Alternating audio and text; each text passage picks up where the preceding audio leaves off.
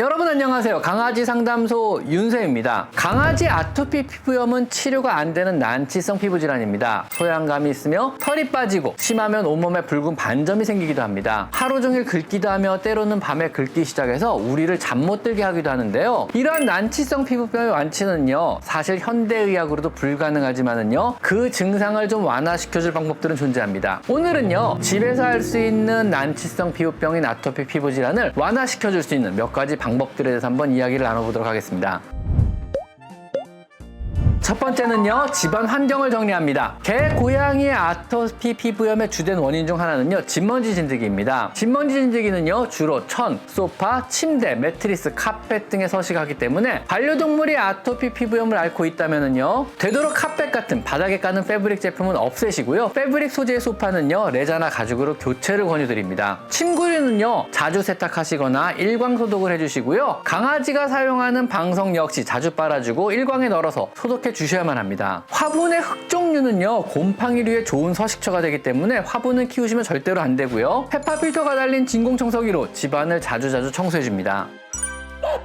두 번째는요, 적정 습도의 유지에 힘을 쓰셔야만 합니다. 의외로 많이 간과하시는 사실이요, 아토피 피부염의 증상은요, 습도에 굉장히 민감하다는 사실입니다. 겨울철처럼 건조하면은요, 당연히 소양감, 가려움증이 심해지고요, 여름철처럼 너무 습하면은요, 피부염이 심해질 수 있습니다. 항시 실내를요, 상대 습도 50에서 60% 내외로 유지하여 쾌적한 환경을 조성해 주시는 것이 좋습니다.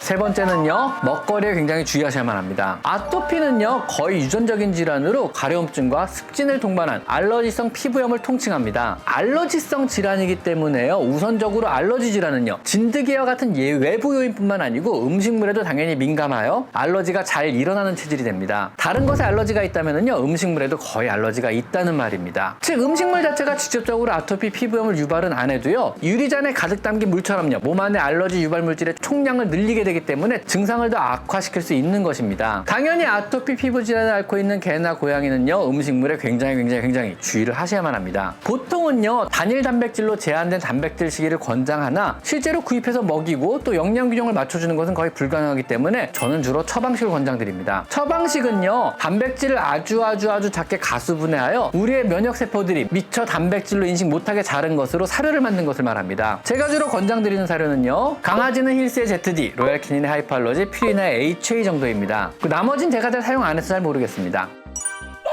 그리고 네 번째는요, 피부를 최대한 보호해줍니다. 피부의 보호를 위해서는요, 경험상 목욕을 너무 자주 안 시켜주시는 것을 권장드립니다. 최대 2주에 1회 정도만 시켜주시고요. 시키실 때는 반드시 일반 샴푸보다는 알러지에 사용하는 약용 샴푸 사용을 권장드립니다. 혹시라도 피부가 균이나 효모균의 감염으로 인해서 지루성 피부염으로 바뀌었다면요, 지루성 피부에 대응하는 샴푸를 사용하셔야만 합니다. 털이 짧거나 없는 부위는요, 보습용 컨디셔너나 보습 크림을 수시로 발라주시면 더욱더 좋습니다. 보습도 중요하거든요. 절대로 피부를 못 긁게 하셔야 됩니다. 긁으면 심해지거든요. 소양감과 약해진 피부는요, 긁어버리게 되면요, 강아지의 발톱으로 인해 금방 심한 상처를 동반하고요, 2차 세균 감염으로 인해서 걷잡을 수 없이 피부염이 심각하게 진행하는 경우는 굉장히 흔합니다. 핥지 못하게 엘리자베스 컬러를 씌우시고요, 또 너무 긁으려 한다면요, 옷을 입히거나 소양감을 가라앉혀줄 수 있는 연고나 약을 처방받으셔야만 합니다.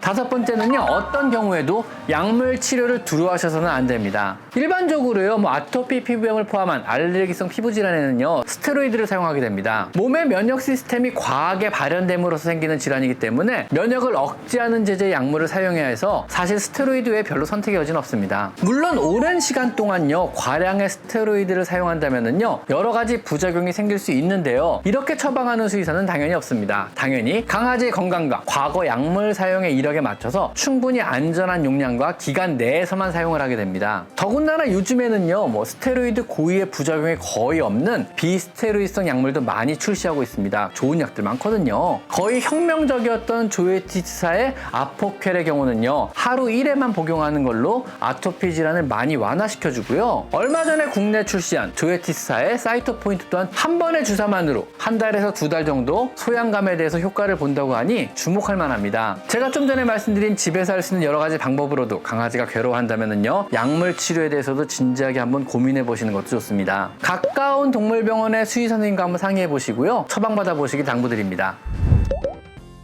오늘은요, 강아지들의 지긋지긋한 소양감을 동반하는 피부염과 귀병을 유발하는 아토피 질환의 치료와 관리 방법에 대해서 한번 알아봤습니다. 자, 오늘은 여기까지 강아지 상담소 윤세입니다. 감사합니다.